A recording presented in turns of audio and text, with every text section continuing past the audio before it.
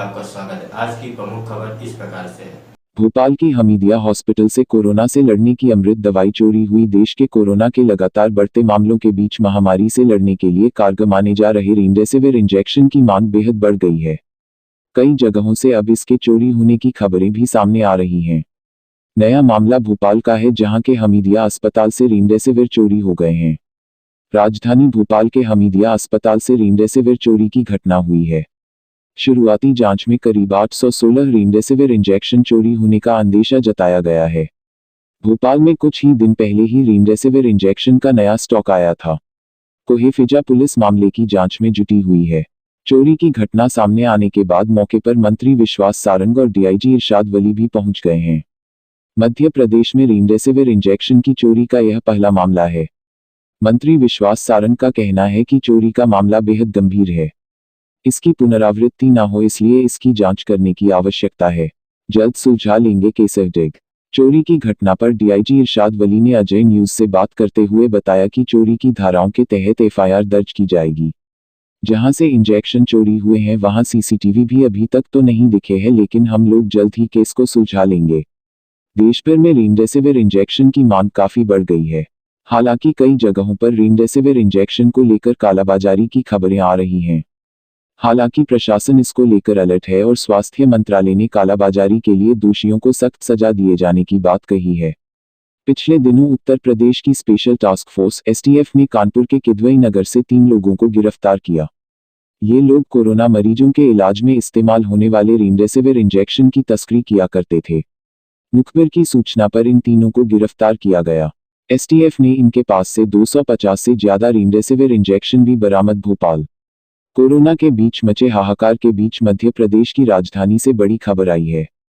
भोपाल के सरकारी हमीदिया अस्पताल से करीब 800 रेमडेसिविर इंजेक्शन चोरी होने से हड़कंप मच गया है। अब आनन फानन में कोहेफिजा पुलिस सीसीटीवी फुटेज खंगालने में लगी है। जानकारी के मुताबिक रेमडेसिविर इंजेक्शन का नया स्टॉक कुछ दिन पहले ही आया था। आशंका है कि चोरों की मदद अस्पताल के स्टाफ ने ही की होगी। इधर सरकार ने दावा किया है कि अब तक 42,000 इंजेक्शन की सरकारी सप्लाई आ चुकी है। आज 9,788 इंजेक्शन और आ रहे हैं। 50,000 इंजेक्शन्स की सप्लाई का ऑर्डर दिया गया है, जिसकी डिलीवरी अगले 3 दिन में होगी। मुख्यमंत्री शिवराज सिंह चौहान ने आज सुबह फोन पर अफसरों से चर्चा कर जरूरी दिशा निर्देश जारी किए। मुख्यमंत्री ने अफसरों को प्रदेश में ऑक्सीजन इंजेक्शन और दूसरी सुविधाओं के लिए केंद्र सरकार के मंत्रियों से लगातार संपर्क करने और व्यवस्थाएं जुटाने को कहा है। अस्पतालों में बढ़ रही बिस्तरों की संख्या। सरकार ने प्रदेश में अस्पतालों में स्वास्थ्य सेवाओं के विस्तार का भी दावा किया है। प्रदेश में बिस्तरों की संख्या लगातार बढ़ रही है। सरकारी और निजी अस्पतालों में बिस्तरों की कुल संख्या बढ़कर 40,276 हो गई है। भोपाल में प्रशासन अकादमी में 150, हमीदिया अस्पताल में 300, चिरायू में 300 और एम्स में 500 बिस्तर की व्यवस्था की जा रही है। कल छतरपुर में 58 बिस्तर के नर्मदा अपना हॉस्पिटल का शुभारंभ हुआ। अब प्रदेश के 50 जिलों में कुल 109 कोविड केयर सेंटर स्थापित हो गए हैं, जिनमें वर्तमान में 6,153 बिस्तर उपलब्ध हैं। कमलनाथ ने सरकार पर साधा निशाना।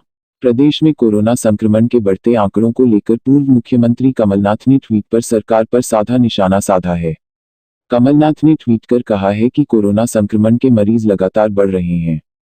अस्पतालों में बेड्स नहीं है, ऑक्सीजन नहीं है और इंजेक्शन नहीं है।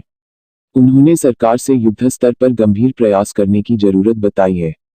कमलनाथ ने कहा है कि यदि जरूरी कदम नहीं उठाए गए तो आने वाले दिनों में हालात और भयावह हो सकते हैं।